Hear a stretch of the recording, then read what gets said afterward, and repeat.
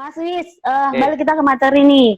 Kira-kira nih Mas, ketika kita sudah tahu nih bahwa kita adalah seorang investor di pasar modal Indonesia, kita akan sering mendengar yang namanya corporate action gitu. Nah, yes. corporate action ini sebenarnya apa sih pengertiannya, bagaimana gitu menurut Mas Wisnu? Corporate action ya, corporate action atau aksi korporasi itu adalah Mm-mm. eh, sebuah apa ya tindakan yang diselenggarakan atau dilakukan oleh si emiten yang itu bisa berpengaruh ke satu bisa ke kinerja perusahaan, kemudian bisa berpengaruh juga ke apa namanya pergerakan harga sahamnya juga, Oke. kemudian bisa juga berpengaruh ke nilai buku dari si perusahaan begitu. Jadi itu memang aksi yang diselenggarakan oleh si perusahaan tersebut, Mbak Nesri. Oke.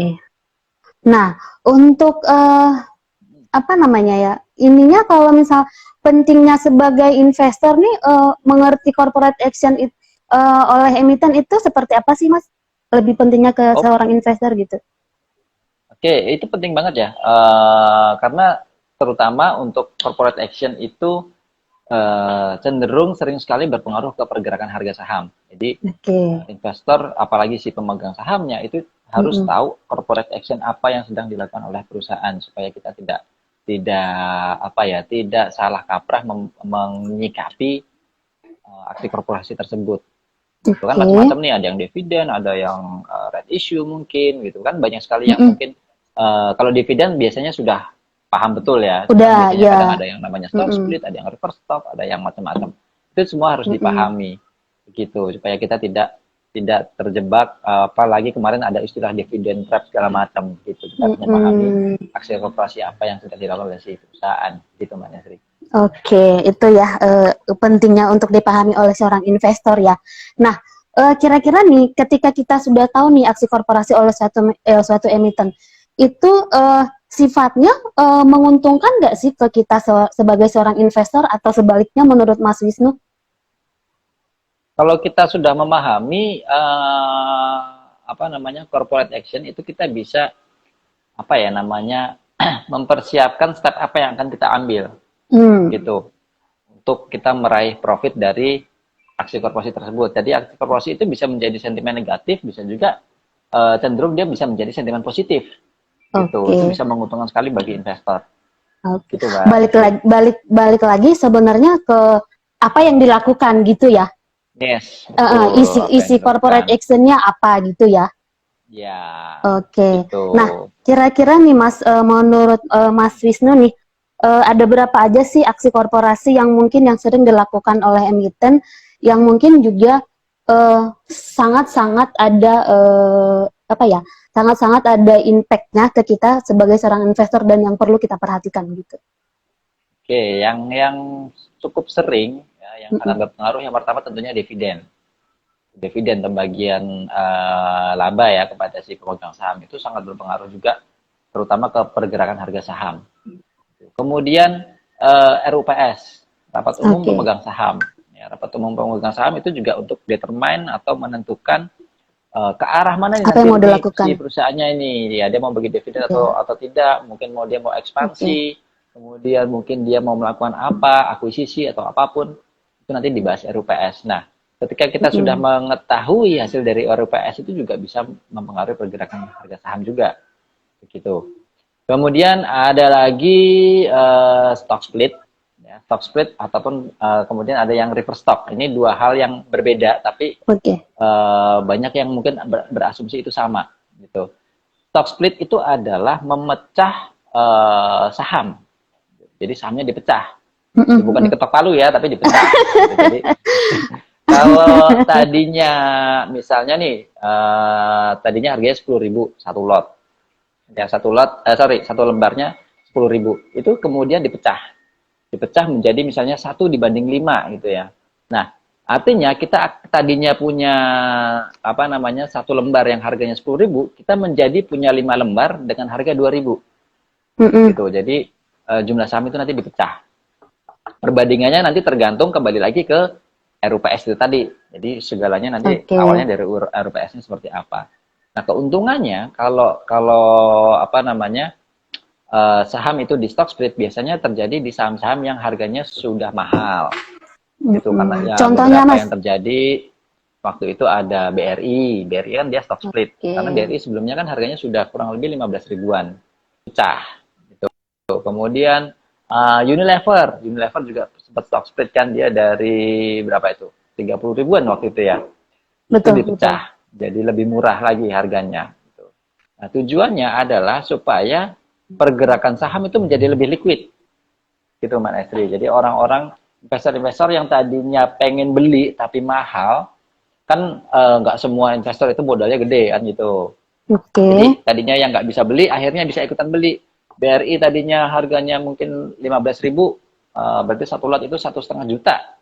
Ketika dia di stock split 1:5 jadi 3.000, nah, kan jadi 300 ribuan tuh. Nah, orang yang tadinya tidak berminat beli menjadi mau beli, dan itu meningkatkan likuiditas dari si saham. Ya, investor yang modalnya kecil bisa masuk ke saham itu gitu ya. Yes, betul sekali. Nah, untuk reverse stock sendiri reverse stock. Ya. Kalau reverse stock tuh kebalikannya dari stock split. Kalau stock split kan dipecah, kalau reverse stock itu dipadatkan lagi. Tujuannya biasanya untuk untuk menaikkan prestis dari si perusahaan. Tadinya harganya mungkin 500 perak nih satu lembar, terus di reverse stock 1:5. Artinya harganya akan jadi 2.500 per lembar. Jadi kan harganya kelihatan mahal nih. Jadi gengsi dari si emiten ini ikutan naik. Itu tujuan dari reverse stock. Kemudian yang sering banget terjadi adalah ada right issue, kemudian ada warrant bonus. Gitu. Ini antara right dan warrant ini adalah serupa tapi tak sama. Ya. Gitu. Nah, right issue ini adalah aksi korporasi di mana perusahaan itu membutuhkan modal lagi. Dia butuh modal lagi, tapi kan nggak mungkin IPO lagi kan dia. Jadi melepas saham lagi nih, buka IPO lagi nggak mungkin gitu. Jadi mekanismenya adalah menggunakan right issue. Jadi dia menambah jumlah saham yang sudah beredar itu ditambah lagi. Nah, biasanya persyaratannya adalah investor yang ingin mendapatkan right issue, dia harus punya saham induknya dulu gitu. Misalnya saham ABCD, dia mau right issue, ya kamu harus punya saham ABCD-nya dulu gitu. Nah, kalau untuk right issue sendiri, ini biasanya usianya sih jatuh temponya kurang lebih 2 mingguan ya paling lama. Gitu. Nah, satu lagi ada namanya warrant. Warrant itu kalau di bursa yang tulisannya strip W, itu bukan saham. Itu seperti turunannya saham juga ya. Nah, itu mirip dengan right, hanya saja kalau warrant itu masa jatuh temponya bisa sampai dengan maksimal 3 tahun. Jadi lebih panjang. Gitu. Kurang lebih itu sih yang sering terjadi ya untuk right issue-nya. Oke, Mas. Balik lagi mungkin kita ke right issue ke RUPS ya Mas. Sebelum kita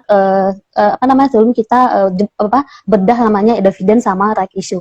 Nah, kalau misalnya terkait RUPS, biasanya kan seorang investor ingin ambil bagian untuk ikut RUPS. Nah, kira-kira yang perlu saya lakukan supaya saya bisa ikut RUPS apa sih Mas? Namanya kan rapat umum pemegang saham nih. Rapat umum pemegang saham. Tentunya yang pertama kali harus dilakukan adalah punya sahamnya dulu. Sebelum tanggal RUPS-nya gitu. Harus punya sahamnya dulu. Kemudian kalau sudah punya sahamnya, biasanya akan dapat surat undangan tuh dari emitennya ya. Nah, kita tinggal konfirmasi nih ke Indo Premier, saya minta surat ketur untuk ikut RUPS-nya. Gitu Mbak Nasri. Nah, selama pandemi ini RUPS sudah ada yang digelar secara online melalui ICC ya. Nanti mesti registrasi di sana. Gitu. Jadi intinya harus punya sahamnya dulu. Sebelum hari H ya. Gitu. Jangan pas RUPS baru beli gitu. Mungkin saya tambahin ya. Dalam artian kalau misalnya Sobat IPOT mau ikut RUPS, mungkin ya kalau misalnya di Solo, Sril bukan ya? Emiten Sril di Solo bukan ya? Iya. Nah, kalau misalnya Sobat IPOT yang di Solo nih, misalnya mau ikut RUPS di Solo, mungkin dilakukan secara offline, teman-teman Sobat IPOT harus sudah punya emiten tersebut sebelum tanggal recording. Jadi nanti ketika RUPS itu dijabarin nih tanggal recordingnya kapan, right isunya Ya, kapan, betul. gitu. Nah kalau misalnya ipot Medan atau sobat ipot yang ada di Medan, mungkin yang paling familiar adalah Mart Dynamic. Nah Mart Dynamic atau Bank Mestika itu kan kantornya di Mustika Medan. ya. Nah, misal teman-teman ada berniat nih untuk ikut RUPS, nah perhatikan emitennya kapan RUPS, kemudian kapan recording date-nya. Biasanya kita harus memiliki saham tersebut 2 hari sebelum tanggal recording date. Jadi kita berhak Betul. ikut ambil bagian saat RUPS. Nah, itu untuk RUPS. Nah, Mas Wis, kembali saya ke dividen. Nah, untuk seorang investor nih Mas, apa sih yang perlu saya perhatikan supaya saya dapat dividen? Langkah-langkah apa yang perlu saya lakukan? Apakah perlu saya memperhatikan jadwal-jadwal terkait dividen, atau saya harus save nih saham tersebut beberapa tahun baru saya dapat dividen? Mungkin bagi sobat ipot di Medan atau di Solo ada yang belum paham terkait dividen. Oke. Untuk apa namanya ya, semua aksi korporasi itu tadi yang seperti sudah disampaikan juga Mbak Nesri, ada namanya Kim Date. Jadi ada beberapa tahapan yang harus kita lalui nih kalau untuk ikut aksi korporasi. Yang pertama adalah Kim Date untuk dividennya. Kim Date ini adalah tanggal di mana kita masih mendapatkan dividennya, gitu. Nah, tentu saja kita harus punya sahamnya dulu nih. Jangan pengen punya saham apa dividen ABCD. Jangan cuma lihat nominalnya, lihat juga Kim date-nya kapan, gitu. Nah, Kim date itu kita harus punya sahamnya. Kalau misalnya Kim date-nya tanggal 5, gitu ya. Kita mau belinya tahun lalu, mau belinya kemarin, sama aja. Intinya tanggal 5 kita harus punya. Gitu. Jangan belinya tanggal 6 terus nggak dapat dividen, kok nggak dapat terus ngomel gitu kan. Itu memang nggak dapat gitu. Kim date-nya adalah tanggal 5. Kemudian setelah tanggal Kim date ada namanya tanggal X date atau expired date. Gitu. Tanggal di mana aksi korporasi sudah tidak berlaku. Biasanya kalau X date ini sehari setelah Kim date, biasanya begitu. Jadi misalnya tadi dividen Kim date-nya tanggal 5, tanggal 6 X date. Nah, tanggal 6 kita beli nih. Nah, itu kita nggak dapat dividennya. Kalau kita punya sebelumnya, ya kita punya tahun kemarin atau mungkin 2 minggu sebelumnya saya sudah beli, ketika Kim date jangan dijual juga, nggak dapet nanti gitu. Kim date harus punya, jadi jangan dijual. X date, expired date boleh dijual. Jadi kalau pengen dapat dividen, setelah tanggal Kim date, tanggal expired itu sudah boleh dijual sahamnya dan kita tetap mendapat dividennya. Karena memang ada beberapa fenomena di mana habis Kim date biasanya ketika X date harga sahamnya turun. Gitu, harga sahamnya turun, gitu, kembali ke awalnya ya. Jadi mesti hati-hati juga. Jangan sampai kena yang kemarin ada beberapa dibahas itu, ada dividen trap itu yang sempat rame. Itu ya. Kemudian habis ada X date, ada namanya recording date. Recording date ini adalah tanggal pencatatan siapa-siapa yang mendapat dividennya. Gitu. Nah, yang terakhir ada namanya distribusi date, tanggal distribusi dividen. Nah, dividen itu sendiri untuk di Indo Premier akan masuk langsung ke RDN pada T+1 gitu, Mbak. Betul. Entry. Paling lama ya. Paling lama T+1. Iya, paling lama pada Gitu. T+1. Nah, Mas, sebagai kita pelaku, bisa dibilang kita sebenarnya pelaku pasar modal juga, dalam artian kita trading juga sebenarnya, dalam artian kita transaksi juga. Nah, menurut Mas Wisnu nih, bagus nggak sih sebuah atau salah satu emiten, mana yang lebih menguntungkan di kita, perusahaan tersebut bagi dividennya besar daripada dengan dividen yang kecil? Menurut Mas Wisnu sendiri gimana? Kalau secara logis ya pengennya yang dapatnya dividen gede. Iya. Cuman hati-hati juga untuk dividen besar itu kita harus lihat historical pergerakan saham dari si saham itu pergerakan dari saham itu juga sebelum-sebelumnya seperti apa. Jangan-jangan sideways bertahun-tahun terus dia gara-gara dividen gede, nah terus tahu-tahu naik tinggi. Nah, biasanya itu yang akan memicu dividen trap. Orang pada tertarik dividennya gede, sahamnya tahu-tahu naik, begitu X date langsung auto reject bawah, auto reject bawah, auto reject bawah. Nah, itu. Itu. Jadi jangan cuma tertarik nominalnya gede, karena saya juga pernah gitu. Makanya, jadi kita edukasi lagi nih sama sobat spot bahwasanya jangan terlalu fokus ke nilai dividennya, tapi perhatikan historisnya gitu. Perhatikan juga sebenarnya lebih sehat gak sih ketika suatu emiten atau perusahaan menghasilkan laba tersebut melakukan ekspansi daripada bagi dividen besar-besar, bagusnya lebih sehat kan ya menurut Mas Wisnu? Harusnya sih lebih sehat ketika melakukan ekspansi ya, cuman kan Iya, kadang ekspektasi investor tetap dapat dividen. iya, Itu mungkin bisa oke, contohnya kemarin ya untuk saham BRIS ya, BRI Syariah, ternyata oke, kan hasil RPS-nya dia tidak bagi dividen. Habis oke. pengumuman itu kan langsung harga sahamnya kan turun. Ya, Itu makanya juga tadi bisa menjadi. Jadi dividen itu bisa menjadi sentimen positif ataupun bisa menjadi sentimen negatif juga. oke, oke. Gitu. Yang ketiga Mas nih, mana sih mana yang lebih menguntungkan bagi seorang investor ketika memiliki apa ya, suatu saham yang melakukan stock split dan kebalikannya atau reverse stock, mana yang lebih menguntungkan? Ada lebih untung di mana kita sebagai seorang investor? Kalau saya sih secara pribadi kita lebih prefer untuk memilih yang stock split gitu. Ya, Karena itu jelas untuk meningkatkan likuiditas dari si saham dibandingkan dengan kalau reverse stock kan hanya untuk menaikkan apa namanya prestis dari emiten tersebut. emiten itu Tapi belum sendiri tentu ya. iya, jadi gengsinya naik, harganya kelihatan mahal tapi belum tentu kinerjanya bagus. Betul, Kalau betul, kalau betul, betul. apa namanya saham stock split karena dia memang sudah basicnya mahal, artinya Mm-mm. market cap-nya dia gede dan otomatis kalau market cap gede rata-rata dia masuk ke blue chip gitu. Kemudian dia dipecah, Oke. harganya lebih murah, menjadi lebih liquid. Tujuannya supaya investor-investor tadi yang tadinya tidak bisa beli bisa ikutan beli. Gitu Mbak Nesri, itu kalau saya pribadi sih ya. Oke. Gitu.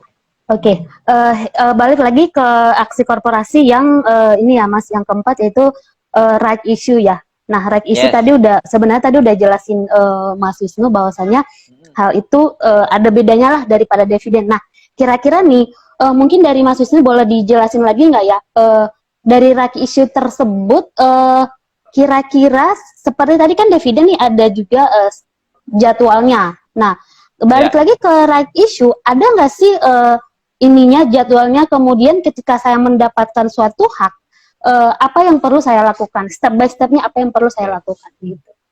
Oke, nah right issue ya, right issue. Kalau dividen itu kita kan ngelihat amount atau jumlahnya atau nilai dari dividennya. Nah, Iya. kalau right issue yang kita lihat adalah rasio. Oke. Rasio dari perbandingan saham baru dengan saham induk yang kita miliki gitu. Jadi right ini kan bukan saham, dia hanyalah HMETD, hak untuk memesan efek terlebih dahulu. Gitu. Nah, biasanya dia ada rasionya ya, misalnya 1 banding misalnya 3 banding 5. 3 banding 5 ini artinya begini, 3 saham yang saya miliki sekarang gitu ya, dengan setiap 3 saham yang saya miliki saya akan mendapatkan 5 lembar right-nya. Misalnya nih saham ABCD, saya punya saham ABCD misalnya 100 lot gitu ya. Sorry, kebanyakan ya 100 lot ya. 1 lot nih misalnya. Ya udah satu lot nih. 1 lot, oke. Kemudian dia mau right issue nih 3 banding 5 gitu. Nah, 1 lot itu kan 100 lembar. Iya. Ya kan? Nah, 3 banding 5 artinya 3 lembar yang saya miliki, saya akan mendapat ABCD strip R sebanyak 5 lembar. Ya. Saya punya saham ABCD 100 lembar, setiap 3 lembar saham tersebut akan mendapatkan 5 lembar ABCD strip R. Iya. Nah, nanti akan nongol sendiri nanti Di porto apa kita. namanya di portofolio, ya gitu. Jadi tinggal dikali aja, gitu 100 bagi 3, maka saya dapatnya sekian ratus lembar, gitu ya. Nanti dapatnya, biasanya sih dapatnya nanti outlot, gitu. Jadi outlot itu nggak genep. Misalnya Iya. dapatnya 3 lot 10 lembar gitu, 3 lot 15 lembar, jadi ganjil gitu. Iya. Nah, Iya. itu kita harus sama ya seperti dividen, kita harus memiliki saham induknya pada kim date, ex date nggak boleh. Nah, Mm-mm. habis ex date, kemudian ada tanggal recording, nah ada tanggal namanya distribusi. Nah, ketika sampai tanggal distribusi, maka di portofolio kita akan muncul tadi ABCD strip R. Itu kita dikasih Iya. gratis sama si emitennya ya. Tapi Iya. itu bukan saham. Itu hanya right atau hak untuk memesan saham terlebih dahulu. Oke? Nah, tanggal distribusi kalau untuk right dia ada namanya tanggal jatuh tempo. Nah, right ini ada masa berlakunya kurang lebih biasanya maksimal 2 minggu Iya, setelah tanggal benar. distribusi. Ya. 2 minggu. Nah, di jangka waktu 2 minggu ini ada beberapa hal yang harus kita perhatikan. Kita mau ngapain nih gitu. Balik lagi, right itu bukan saham. Jadi ketika ingin merubah right tadi menjadi saham, itu kita harus menebusnya. Itu yang pertama. Jadi selama 2 minggu itu bisa kita tebus, bisa kita jual, atau boleh didimin aja. Iya. Gitu, boleh didimin aja, bodoh-bodoh amat nggak tahu nih, gitu, itu didimin aja boleh, ditebus boleh, kemudian dijual boleh. Nah, ketika kita ingin menebus, gitu ya, itu tentu ada biaya tebusnya, biaya menebus saham ABCDR tadi agar menjadi ABCD. Jadi rate itu kalau kita tebus, ya, tadi saya punya saham ABCD 1 lot, dapat rate-nya 3 lot misalnya, 3 lot 15 lembar, atau 3 lot 60 lembar, gitu kan, berarti kan nggak genep. Nah, ini yang 3 lot saya tebus nih.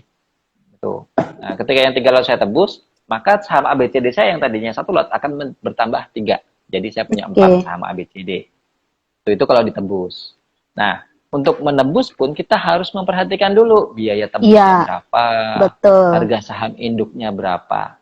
Jangan sampai nebusnya harganya 200 nih. Harga saham ABCD-nya 150. Nah, itu ngapain kita tebus ya, kan? Gitu kan, lebih mahal gitu. Ibarat kita beli saham ABCD di harga 200 kan gitu. Iya, benar. Jadi perlu kita perhatikan dulu nih saham induknya harganya berapa dulu. Iya. Saham induknya 200, kemudian biaya tebusnya misalnya cuma 150, bolehlah ditebus kita karena nebusnya lebih murah. Tapi kalau harga saham induknya 150, biaya tebusnya lebih mahal 200, ya ngapain kita tebus gitu, walaupun ada pemain-pemainnya ya. Nah, ketika tidak ingin menebus, kita boleh menjual. Gitu. Nah, menjualnya itu namanya di pasar tunai. Hanya ada di sesi 1 dan so far untuk di iPod itu baru bisa lewat iPod on Windows yang di PC atau lewat ipodultima.com. Itu kita ada menu untuk menebus, kemudian bisa juga jual di pasar nego ataupun pasar tunai. Nah, nanti tinggal diketik di order booknya nih ABCD-R.TN. Itu hanya ada di sesi 1. Itu boleh kita jual. Itu Mbak Nesri. Jadi boleh dijual. Ataupun kita bisa menggenapi. Tadi kan dapatnya 3 lot 60 lembar. 3 lot 60 lembar artinya kan yang 60 ini kan apa ya istilahnya yang ganjel. Gitu kan. Nggak bisa ditebus karena nggak ada 1 lot. Kalau pengen menebus ya kita harus nambahin dulu beli 40 lembar. Nah, itu boleh tuh di pasar tunai. Begitu. Jadi tadi 1 boleh ditebus, boleh dijual.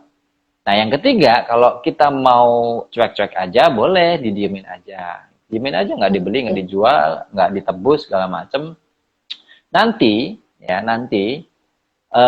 ketika masa jatuh tempo berakhir, dia akan otomatis hilang dari portofolio. Nah, ini yang hati-hati, karena kemarin sempat ada investor yang dia ikutan membeli right. Jadi bukan dapat dari right isunya HMTD, tapi dia dari order book terus transaksi right dia beli, dikira saham gitu ya, dibeli terus disimpan nih, begitu 3 minggu dibuka lagi, loh kok hilang gitu ya, hilang. Nah, gitu. Karena right isu itu sering, ketika itu sering terjadi Mas, berakhir hilang. Makanya hati-hati. Jadi ketika gini membeli right itu tadi harus dipahami bahwa right itu ada masa jatuh temponya. Jadi ketika jatuh tempo berakhir, kita nggak tebus, kita nggak jual, ya besoknya hilang dari portofolio. Iya. Mas, ini ada pertanyaan yang bagus nih, yang masuk ke kita. Ya. Kata Pak Wahyu Sitepu, Pak, kalau misalnya kita punya right nih, 50 lot, tapi yang ditebus hanya sebagian, apakah bisa? Gitu. Menurut Mas Wisnu, coba. Oh, bisa banget, bisa banget. Jadi penebusan itu tidak harus keseluruhannya ditebus.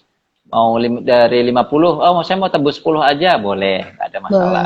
Saya mau tebus separuhnya, boleh, tidak ada masalah. Pokoknya separuhnya mau dijual, itu boleh, nggak ada masalah, Pak Wahyu. Begitu. Oke, semoga menjawab ya Pak Wahyu. Tadi ada pertanyaan yang bagus juga sih.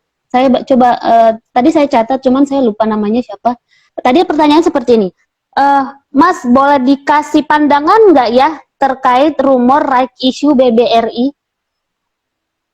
Rumor right issue BBRI, nah ini kan masih rumor nih, gitu kan. Jadi masih rumor, kita belum bisa bicara banyak nih. Jadi hati-hati. Gini, rumor itu kan sifatnya gosip. Ya, jadi ada Iya, di gosip apa namanya? Biasanya dihembuskan oleh orang-orang tertentu, orang tertentu yang dia ingin cari untung di situ. Takutnya rumor ini berkembang, belum ada apa namanya fakta resmi atau berita resmi, harganya BRI udah naik duluan, kita kebetulan ikut beli di atas. iya Waduh, itu pernah kejadian benar. waktu itu saham apa saya lupa ya, kita 2017 deh kalau nggak salah ya Mbak Nesri ya, yang soal Mm-mm. Gojek backdoor listing Iya, sama benar-benar tuh. Bluebird kalau nggak salah ya. Iya, iya, iya, Itu iya. kan pernah kejadian, wah, katanya backdoor listing, Bluebirdnya Bluebirdnya naik banyak naik, gitu kan? habis itu waktu Nggak satu ada hari beritanya. besoknya beritanya keluar dari Bluebird itu tidak benar. Nah, aduh besoknya sahamnya langsung hancur-hancuran gitu. Jadi Iya, hati-hati kalau itu memang masih berupa rumor ya, kita tidak perlu percaya 100%. Begitu sih, iya, betul. Nesri. Betul. Ya, semoga menjawab ya Bapak tadi yang nanyain, saya lupa namanya siapa. Nah, perhatikan lagi sebaiknya kalau memang mau memperhatikan right issue, pastikan hal tersebut sudah final hasil dari Ya, RUPS. Kalau masih betul. rumor-rumor, bagusnya tidak usah dilirik dulu gitu. Kalau Ya, memang mau betul. ada niat untuk ikut andil dalam right issue yang dari BBRI-nya. Kalau masih sekedar rumor, baiknya diabaikan dulu. Nah, tadi boleh saya simpulkan dari Mas Wisnu bahwasanya ketika kita punya right, tidak usah diambil di pasar tunai ketika dia udah distribusi, tapi kita cukup ketika kita memiliki saham induknya, misalnya tadi BBRI, tinggal perhatikan Betul. dia kapan mau right issue, perhatikan come date-nya, perhatikan ex date-nya, perhatikan distribusi date-nya, kemudian aksi apa yang mau Sobat Ipot lakukan, apakah mau tebus, Benar apakah sekali. mau jual gitu, atau mau udah abaikan aja. Kalau saya pribadi ya, kalau saya pribadi nih yang udah terjun di transaksi, saya lebih memperhatikan yang namanya eh, seperti yang tadi dibilang Mas Wisnu bahwasanya saya harus memperhatikan harga penebusannya dulu gitu. Kalau Betul. misalnya harga penebus, iya, Jangan sampai di pasar di biaya harga sahamnya 200 ya kan. Di, nembusnya 150 nih misalnya murah iya, kan iya, 150. Nah, iya, tapi kita beli nih rate-nya bukan iya, dikasih tapi beli di pasar iya, tunai iya, 100. Di pasar tunai 100, saya tembus 150. Kan jadinya 250 kita keluarin duit. iya, iya. Harga Jadi kita saham induknya cuma 200 gitu. Kita udah rugi betul. 50 nih di sini. Iya, Begitu. betul. Jadi ya, itu ya Sobat Ipot, perhatikan ya apa yang perlu dilakukan. Perhatikan juga harganya. Kalau misalnya mau untung, ada baiknya harga penebusan tersebut lebih rendah daripada harga Betul. saham induk daripada emiten Lagi tersebut. induknya. Yes. Nah, mungkin dari saya coba ya untuk hari ini emiten-emiten yang mau aksi korporasi, mungkin saya ada tambahan ya Mas. Saya coba lihat dulu aksi korporasi pada hari ini apa-apa aja. Ada. Kira-kira bentar ya. Saya lihat dulu, saya lagi buka aplikasi.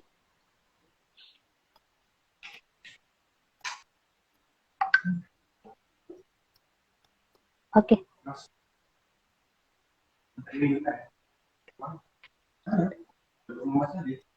Bentar ya. Waduh, ini komputer saya lemot. Oke, Mas, nanti kita bahas lagi itu.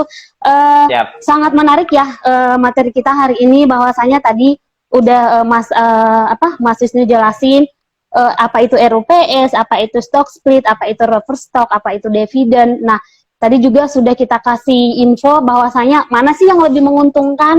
Apakah lebih Ya. menguntungkan ketika dividen tersebut amount-nya atau nominalnya lebih besar? Apakah right issue-nya bagaimana supaya lebih menguntungkan, tadi udah kita share. Semoga apa yang sudah kita share hari ini dari Mas Wisnu, baik itu dari saya, semoga menjadi suatu keputusan untuk hal berinvestasi di pasar modal Indonesia. Intinya dari materi kita corporate action ini, teman-teman sudah tahu nih apa yang harus dilakukan ketika nanti dapat dividen atau dapat apa namanya right issue ataupun warrant. Oh ya, tadi yang warrant juga mungkin warrant kalau misalnya saya serangin, mungkin tadi warrant saya agak lupa ya. Kalau warrant itu gimana Mas bedanya daripada right issue? Kalau warrant itu sekarang trennya dia embel-embel dari atau apa namanya pemanis dari red issue. Iya, benar Jadi setiap sih. kita nebus red issue-nya nanti dikasih warrant nih. Nah, kembali lagi warrant itu bukan saham, dia hanya turunannya dari si saham. Warrant ini sama seperti right, hanya saja kalau warrant ini dia masa berlakunya sampai 3 tahun. Oke. Bisa ditransaksikan seperti saham nih, jual beli di pasar reguler itu bisa untuk warrant. Tapi sekali lagi hati-hati ketika kita bertransaksi warrant, karena warrant itu tidak ada auto reject-nya. Betul. Nah, hati-hati, nggak ada auto reject-nya warrant. Jangan tertarik, harganya Rp1, terus kita Rp5, naik deh ikutan beli. Dia naik sampai 100. Habis itu sore dibalikin lagi jadi 50, jadi Rp1. Bisa, Betul, bisa terjadi. betul. Nah, celakanya ketika kita mungkin membeli di harga 100, habis itu itu. Jadi hati-hati karena warrant itu tidak ada auto reject-nya. Mau naik 1000% setiap 1 hari, habis itu turunnya lagi jadi minus ya bisa. Gitu. Hati-hati. Kemudian harus diingat dia ada masa jatuh temponya. Kita ada pernah case juga nasabah nyimpan warrant gitu bertahun-tahun, habis itu dibuka hilang juga. Karena masa jatuh temponya habis. Di sini juga pernah seperti itu. Jadi dia sebenarnya sih kalau dihitung-hitung ya dari dia punya warrant sebenarnya udah cuan banyak, cuman karena si beliaunya tidak tahu bahwa warrant ini ada masa ex date-nya, hangus tuh. Kemudian besoknya dia datang tuh ke kita, ini warrant saya kok hilang, padahal harusnya saya udah cuan. Kita jelasin, dia marah. Padahal itu, jadi balik lagi, kalau bisa punya warrant, punya right, teman-teman supaya tidak kejadian seperti yang udah tadi saya jelaskan, saya beritahukan, perhatikan baik-baik ex date-nya. Jadi gini, ketika teman-teman punya investasi, bukan berarti didiamin gitu loh. Ada baiknya dilihat juga, sama halnya ketika kita melakukan suatu usaha, kita kan harus usaha ataupun bertani, kan kita harus lihat dong apa yang mau kita lakukan. Kita harus lihat perkembangannya gitu. Nah, oke Mas, mungkin tadi saya sebagai tambahan sebelum saya akhiri live IG kita, beberapa aksi korporasi pada hari ini saya coba kasih tambahan ya. Salah satunya ada emiten Turi bagi cash dividend ya, come date-nya hari ini. Kemudian ada AGRS mau melakukan right issue-nya ex date-nya hari ini. Kemudian kemudian distribusi debt ada yang namanya emiten SSMS. Nah, itu beberapa corporate action yang ada hari ini. Nah, Mas, setelah ini kan Mas mungkin closing statement dari Mas Wisnu sebelum kita akhiri live IG kita. Oke, closing statement seperti biasa ya kan. Jangan pernah share username password PIN kepada siapapun, sama kode OTP juga itu kepada siapapun jangan pernah di-share. Kalau misalnya ada oknum Indo Premier yang menanyakan, jangan dikasih. Yang boleh dikasih adalah kode nasabah. Yang depannya R10.000 atau S10.000 itu boleh diinformasikan sama atas nama Bapak Ibu semua yang boleh diinformasikan gitu. Kemudian itu tadi perhatikan sebelum kita misalnya saya pengen ikut corporate action hanya untuk keuntungan sesaat gitu ya. Kita harus perhatikan chart, history chart si emitennya dulu. Itu harus diperhatikan. Entah itu DVD-nya gede, entah itu dia mau right issue, kita harus lihat dulu chartnya seperti apa nih ke belakang. Chartnya dia sideways, misalnya seperti emiten tidur tuh 50 diem, gara-gara mau right issue dia naik, baru saya ikutan beli. Nah itu hati-hati gitu. Jadi perhatikan juga jangan sampai kita kena trap di situ. Itu sih mungkin Mbak Nitri. Oke, terima kasih Mas Wis.